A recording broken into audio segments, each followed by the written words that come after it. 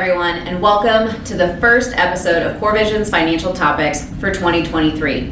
Today, Brett Rice is going to discuss all of the changes for contribution limits for this new year. Thank you, Brett, for talking with us today.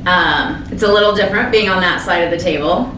All right, so annually, the IRS usually makes some adjustment to the contribution limits that people can make to all the different accounts, the retirement accounts, IRAs, 401ks, 403bs, all of those, simple SEPs, all those different retirement plans out there. So what we're wanting to do today is just kind of review those so people know what the new contribution limits are and, how those changes can impact them.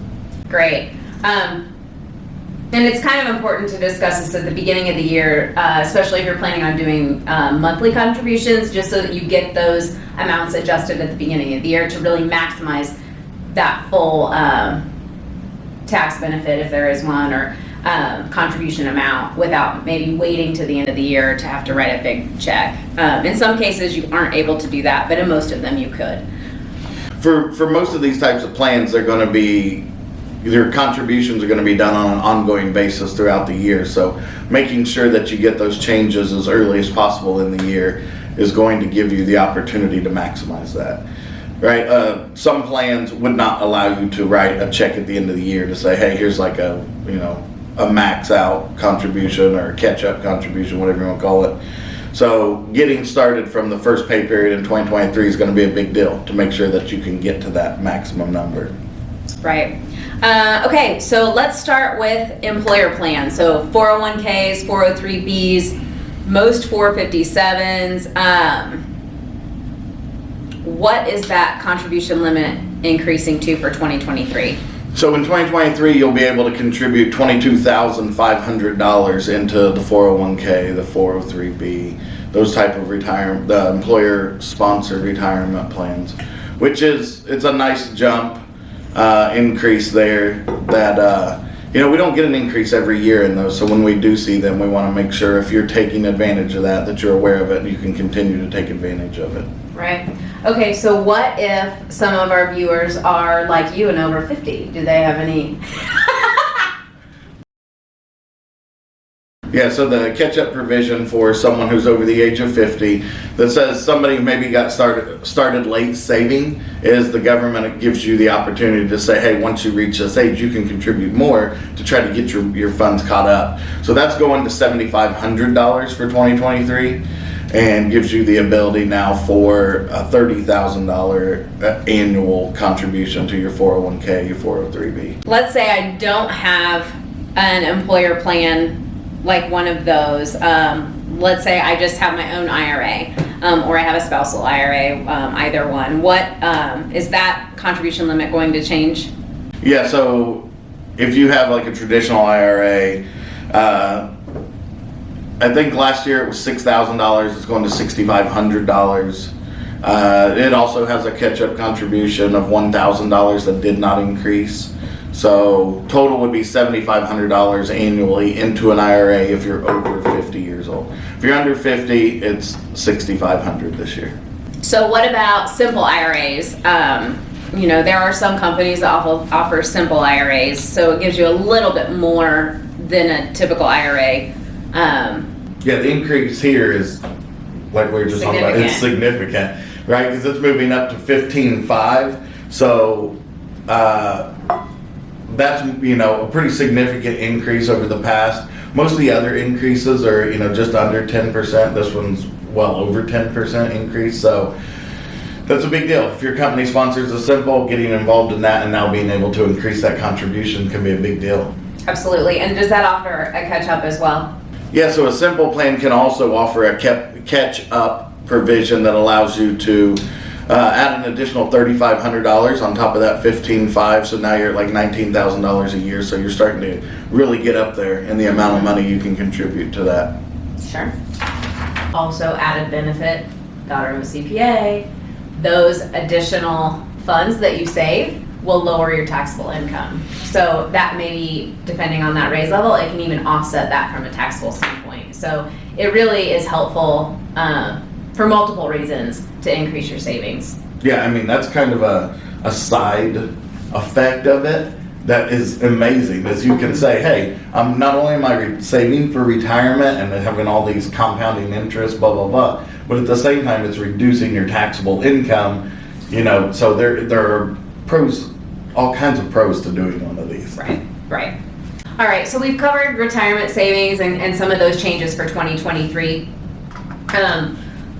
What about some of the other options that we have what about the HSA? Health savings account, that is also changing this year, correct? Yeah, they're also getting an increase to the maximum contribution amount. As a family, it's going up to $7,750, which is a pretty big increase on it as well.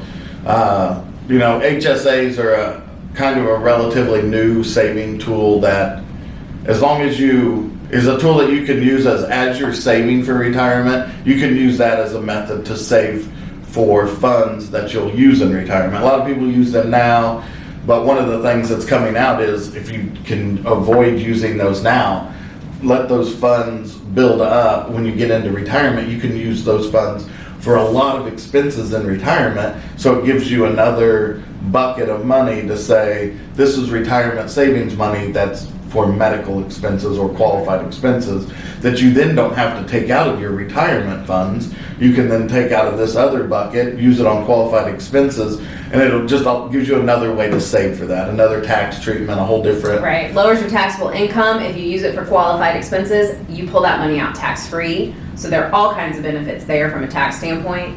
Once it gets to a certain level, right, you can manage it as an investment. Right, that was, yeah, absolutely.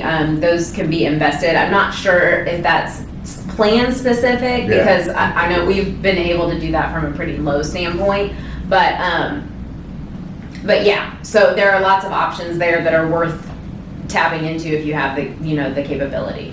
Yeah, if you have the ability to contribute to an HSA and also the ability to not have to tap into those funds now, that long-term can become another retirement bucket that helps you, gives you options in retirement on where the money comes from, what the tax treatment is on that, and be able to have more of an impact on what your retirement income is. Right. Okay, great.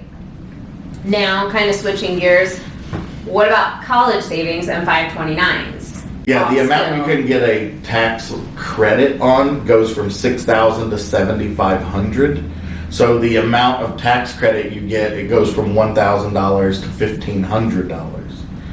So that's a huge deal, especially on the state level. Being able to get a $1,000 credit or a $1,500 credit if you were to max that out on your state income tax, can totally change your tax return for the state. Have a huge impact on that. Right, and it's a tax credit, not a write-off. So let's say that at the end of the year you break even zero on what you owe, you don't owe anything, then you would still get that $1,500 if you matched your 529. However, you get 20% anything up to that number. So definitely, if college savings are in your long-term planning, definitely an avenue to look into if you haven't already. But if you're currently doing that, you now have the ability to do more. Yeah, and the state of Indiana has one of the better 529 plans out there. So definitely, if you reside in the state of Indiana and you're saving for college, you want to take advantage of that if at all possible. It's a huge impact. All right. Any other savings changes that you can think of for 2023? Or that we need to cover? I don't know that we're prepared to cover it right now, but the new Secure Act 2.0, to be continued. Yeah. They just passed it like Friday or Saturday morning. I have not had a chance to read through all the changes, but there's potentially a lot of stuff coming out of that. We'll just have to do another video on that. Yeah, we're recording this still in December, so yeah, we'll need to look into that and again get something out. Yeah, because that could have huge impacts of pushing back the RMD age and all of that stuff. Yeah. All right. Well, thank you very much for joining us today. Hopefully you have enjoyed and learned a little from this time. If you have any questions, absolutely never hesitate to reach out to us. All of our contact information will be at the end. Yeah, again, thank you for taking the time to watch the video. We really appreciate you spending your time with us. Happy New Year! Thanks.